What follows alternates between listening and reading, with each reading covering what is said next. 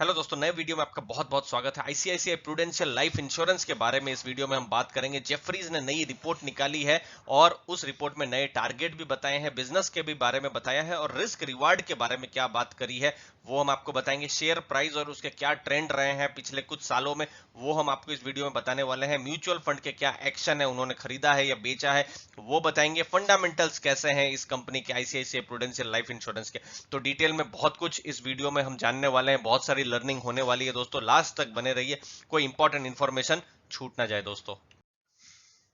तो जेफरीज ने ICICI prudential पर नई रिपोर्ट निकाली है। उन्होंने कहा है कि कंपनी को फायदा होगा उनका जो प्रोडक्ट मिक्स है। देखिए, प्रोडक्ट मिक्स में क्या होता है, इनके यूलिप प्रोडक्ट्स होते हैं, ट्रेडिशनल प्रोडक्ट्स होते हैं, फिर जो प्योर टर्म इंश्योरेंस प्रोडक्ट होते हैं, तो उससे फायदा होगा। और अलग अलग टाइप के जो प्रोडक्ट्स बना रहे हैं, जो अपने कस्टमर्स के लिए वो प्रदान कर रहे हैं, तो वो फायदा होगा। एक्सपांशन इन डिस्ट्रीब्यूशन, इसके बारे में हम और थोड़ी देर बाद आपको और डिटेल में बताएंगे। जैसे कि ये कंपनी है लाइफ इंश्योरेंस, तो ये बेचने के लिए भी डिस्ट्रीब्यूशन या डिस्ट्रीब्यूटर्स की जरूरत पड़ती है। तो जो बड़े बड़े जो बैंक्स हैं आज की तारीख में आईसीआईसीआई प्रूडेंशियल के साथ उन डिस्ट्रीब्यूशन कर रहे हैं, तो फिर प्रोडक्ट भी जो है वो कस्टमर्स तक जा रहे हैं दोस्तों। अब यहाँ पर उनका कहने का है कि फाइनेंशियल 22 का मतलब होता है दोस्तों, ये जो अप्रैल महीने से जो फाइनेंशियल ईयर शुरू होगा, अप्रैल से लेकर 2022 के मार्च तक का, तो वहां पर अच्छा खासा ग्रोथ की उम्मीद है। और लो बेस, मतलब इस साल में तो बहुत ज्यादा बिजनेस तो नहीं हुआ है, आपको पता ही है कोविड के कारण से, तो अगर उस हिसाब से रहा तो लो बेस रहेगा, वो एडवांटेज उन्होंने कहा है।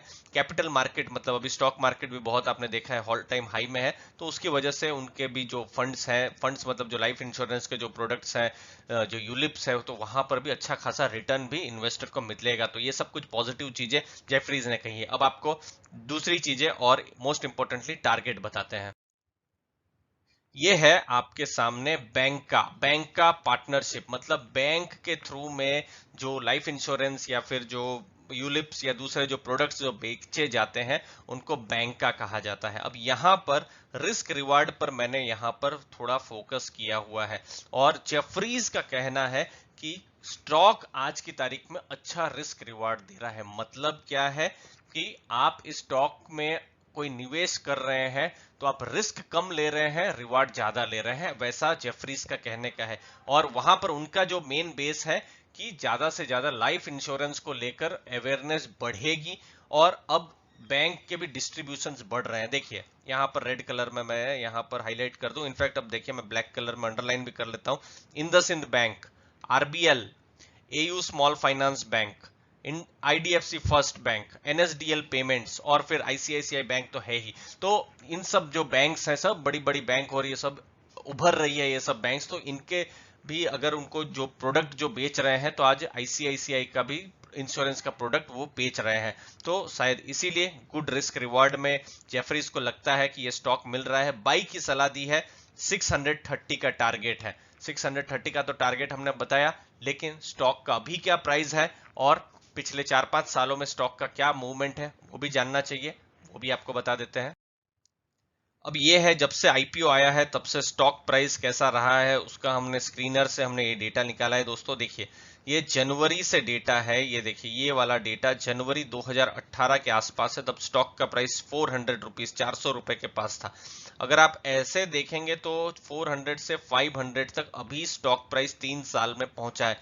लेकिन ये तो अपवर्ड जर्नी है, लेकिन हमने यहाँ पर देखा भी है स्टॉक बहुत बड़े समय तक यहाँ पर नीचे भी गया है।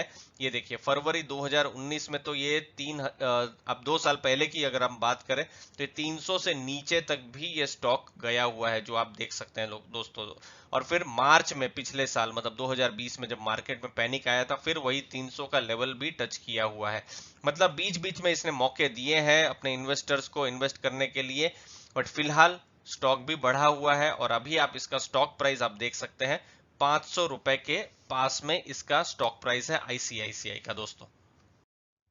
अब म्यूचुअल फंड के एक्शन भी आपको बता देते हैं। देखिए म्यूचुअल फंड में सबसे पहले एसबीआई म्यूचुअल फंड, देखिए दिसंबर 2019 में 2.5 था, फिर सितंबर में देखिए फिर उन्होंने बेचा बेचा बेचा और अभी वो फिलहाल थोड़ा न्यूट्रल लग रहे हैं। लेकिन यहाँ पर ओवरऑल थोड़ी सी बिकवाली लग रही है म्यूचुअल फंड्स की तरफ से। यूटीआई ने क्या किया है, यूटीआई ऐसा लग रहा है थोड़ा सा पॉजिटिव है। 0.21 था, फिर 3.1 खरीदा, फिर खरीदा, फिर यहाँ भी 3.9 तक खरीदा, लेकिन अभी वो थोड़ी सी बिकवाली की है। तो एक तरीके से यूटीआई भी थोड़ा सा अभी न्यूट्रल जैसा लग रहा है। डीएसपी ने क्या किया है, 0.41 था, फिर उन्होंने बेचा है, ये देखिए उन्होंने बेचा है, फिर यहाँ पर न्यूट्रल है, फिर बेचा है, फिर खरीदा है। अब ये दिसंबर के क्वार्टर में हम देख रहे हैं कि डीएसपी ने यहाँ पर आईसीआईसीआई प्रूडेंशियल में खरीदारी की है। तो म्यूचुअल फंड के एक्शन से तो पता चल रहा है कि म्यूचुअल फंड अलग अलग एक्शन ले रहे हैं, कोई एक डायरेक्शन में नहीं जा रहा है। आगे देखते हैं क्या हो रहा है।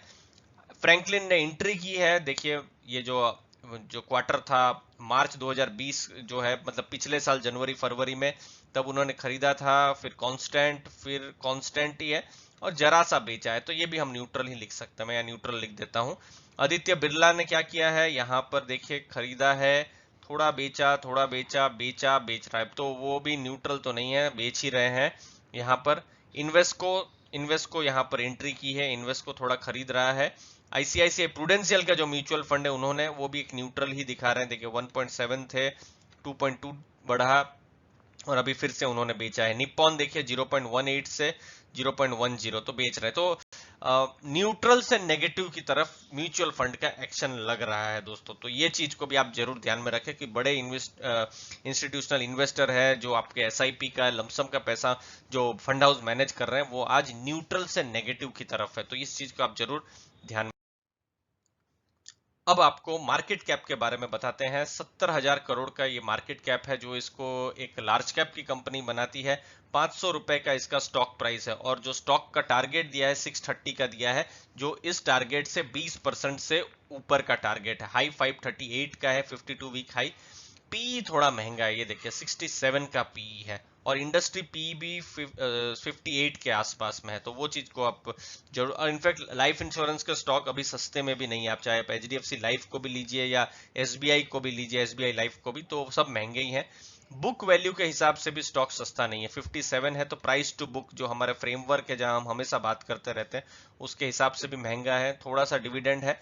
हाँ, पॉजिटिव अगर इस स्टॉक को कुछ बनाता है तो वो है डेट टू इक्विटी। तो दोस्तों, कंपनी का सब कुछ ऐसा बोलने से, अगर फंडामेंटल के हिसाब से देखें, बिजनेस के हिसाब से देखें, तो ग्रोथ बिजनेस है, वो सब तो है, लेकिन थोड़ा सा महंगा मिल रहा है, और वो चीज हमको भी समझ में आ रही है, रिफ्लेक्ट हो रही है जो आप देख रहे हैं म्यूचुअल फंड्स के एक्शन से। तो उम्मीद है आपको यहाँ पर वैल्यू मिली होगी।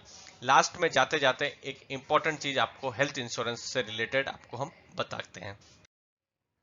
यहाँ दोस्तों हम आपको मोटिवेट करेंगे, आप गेट वाइटल के जो प्लेटफॉर्म्स है उसको एक्सप्लोर जरूर कीजिए हेल्थ इंश्योरेंस के लिए, जो कि अब बहुत ही ज़्यादा जरूरी हो गया है, और कोविड के बाद ये अवेयरनेस बहुत ज़्यादा आई है। समझ लीजिए आपने अपने लिए 12 महीने का हेल्थ इंश्योरेंस का प्लान लिया है, तो कवरेज में हॉस्पिटलाइजेशन तो है ही नहीं, तो बहुत सारे जो प्लान्स होते हैं सिर्फ हॉस्पिटलाइजेशन को ही कवर करते हैं, लेकिन यहाँ पर एम्बुलेंस है, डे केयर है, प्री एंड पोस्ट हॉस्पिटलाइजेशन सब कुछ कवर होता है। 7,000 से ज्यादा नेटवर्क हॉस्पिटल्स है जहां पर कैशलेस की भी सुविधा है। और यहाँ एक सैंपल आप देख सकते हैं, समझ लीजिए 10 लाख का, ठीक है, 10 लाख का आपने हेल्थ इंश्योरेंस का जो प्लान है वो चुना है, 35,000 का डिडक्टेबल है, तो आपका प्रीमियम 276 रुपीज ही हो रहा है, और ये आपको मंथली पेमेंट करना है। तो पैकेट पर भी उतना भारी नहीं है कि आपको 3,000 3,500 रुपए तक आपको पे करना पड़े, एक साथ ही साल में एक बार पे करना पड़े, उसकी जगह हर महीने आप पे कर रहे हैं। एक तरीके से एक अच्छी वाली एक एसआईपी हो रही है आपके लिए।